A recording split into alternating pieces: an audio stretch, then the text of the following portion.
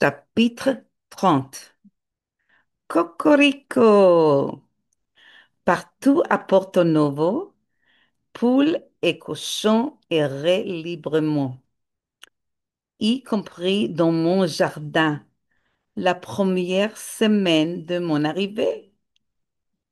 Un jour, une poule est arrivée avec ses 5 poussins et j'ai immédiatement ressenti le besoin de les nourrir.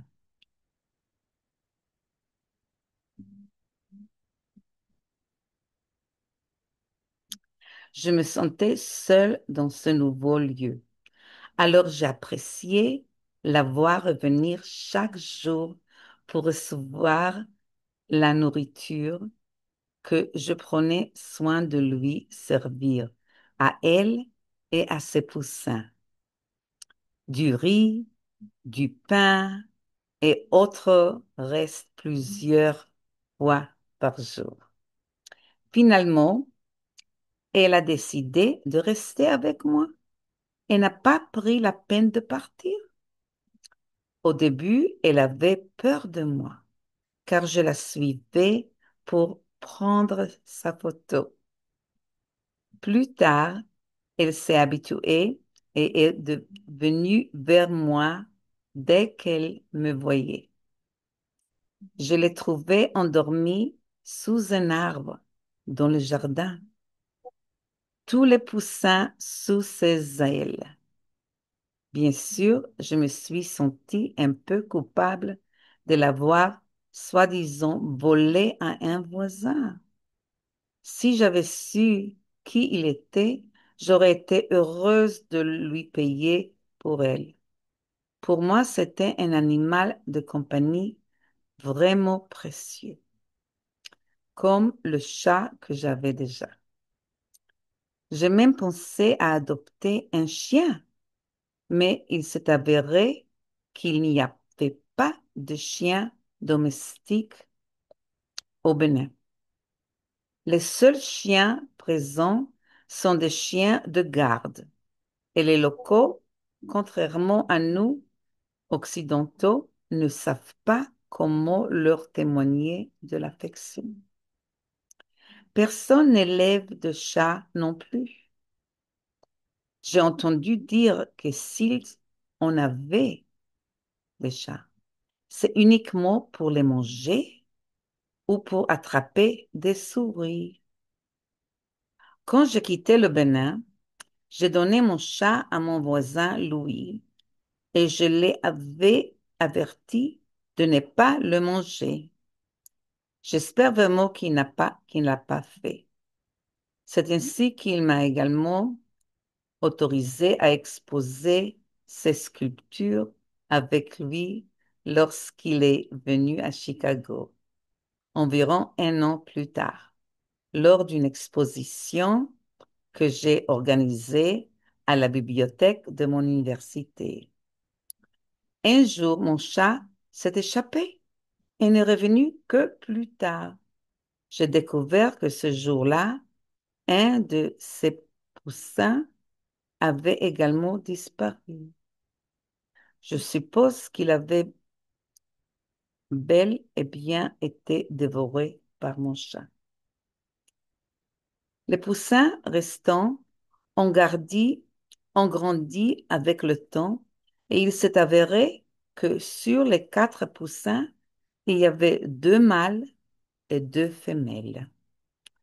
Il s'est avéré que 2 mâles ne peuvent pas rester dans une même famille.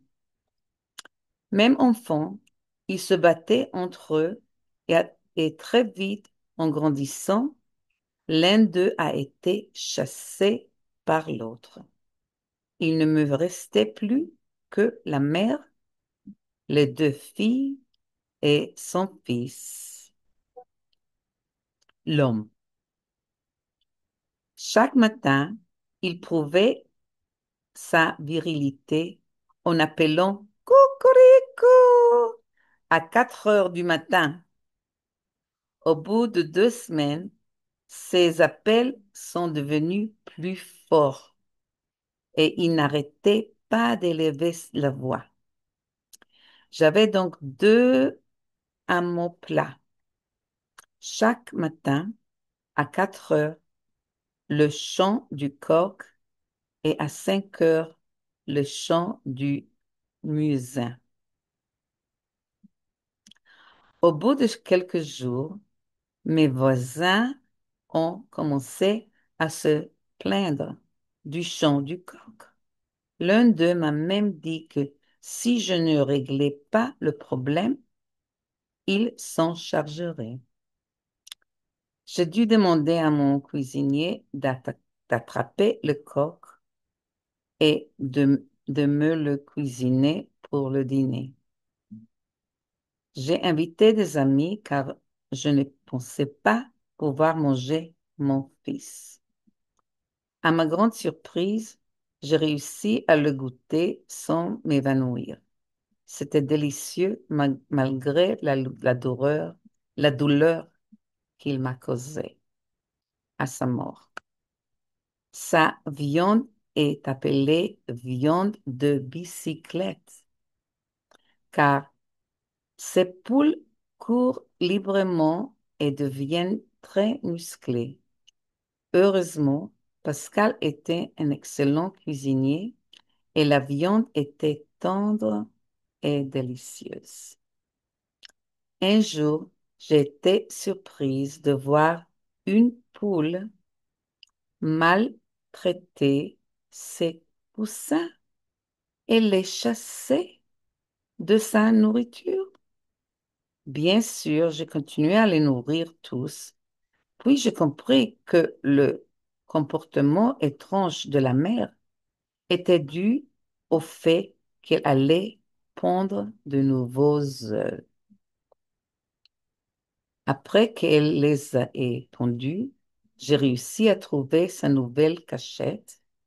Il y avait environ 11 œufs dedans. Chaque jour, elle pondait un nouvel œuf.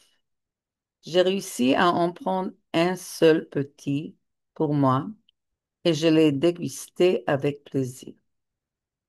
Puis, j'ai réalisé que c'était dommage de ne pas en avoir pris d'autres, car ils étaient malheureusement vides de poussins. Pendant 2 mois, la poule couva en vain. Elle ne se lavait qu'un ou deux fois par jour pour manger. Je lui retirais ses œufs pour lui épargner une angoisse prolongée, car j'avais appris qu'il ne fallait que 3 semaines d'incubation pour que les œufs éclosent. Mon garde du corps m'a dit que le serpent que j'avais dans la cour sortait aussi la nuit et volait un œuf. L'une des poules, devenue poule noire, a également commencé à se montrer autoritaire le lendemain. J'ai compris qu'elle allait pondre des œufs. Effectivement, elle a pondu 7 œufs, d'où sont nés 3 nouveaux poussins, un noir et 2 blancs. Je suis devenue grand-mère.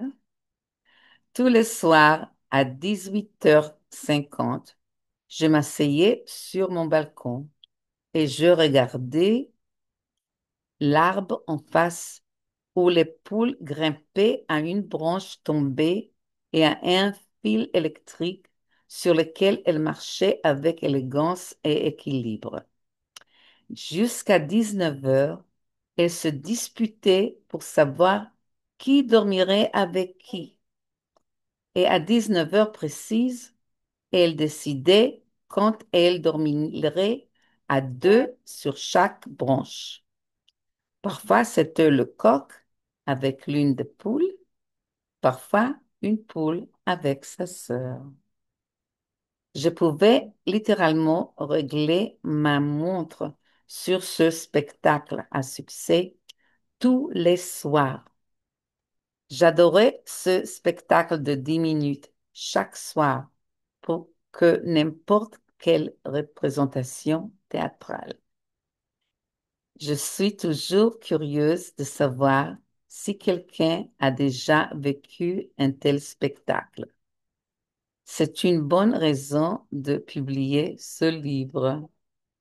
Voici les deux poussins devenus poules. J'ai la photo dans mon livre avec ces deux poussins. OK, bonne nuit.